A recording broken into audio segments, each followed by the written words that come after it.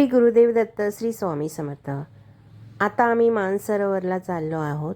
आजच आम्ही मानसरोवरचे गाडीने प्रदक्षिणा घालणार आहोत। आता आम्ही मानसरोवरला आहोत आणि इथे आम्ही आजचा दिवस राहणार आहोत। इथून सभोवतालचा मानसरोवर दिसतंय,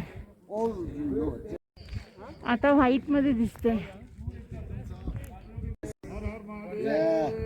हर हर महादेव।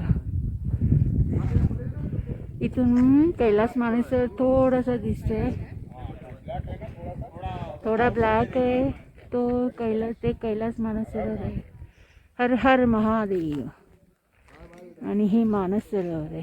मानसरोवर इतकं सुंदर आहे आणि इथे आम्ही जे स्टे करतोय तिथे राहण्याची जी सोय आहे, तिथे लॅट्रिन, बाथरूम, टॉयलेट बिलकुल सोय नाही। एवढे यात्री येतात, त्यांच्यासाठी 2-3च टॉयलेट आहेत, बाकीचे सगळे बाहेर जातात।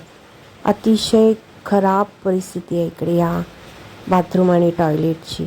त्याच्यामुळे एवढंच एक सांगणं आहे की अशा पवित्र ठिकाणी काहीतरी चांगली सोय करावी आणि यात्रींसाठी तिकडे टॉयलेटची भरपूर व्यवस्था केली पाहिजे। मानसरोवरचा हा परिसर स्वच्छ ठेवला पाहिजे, इथे कुठलीही घाण नकोय।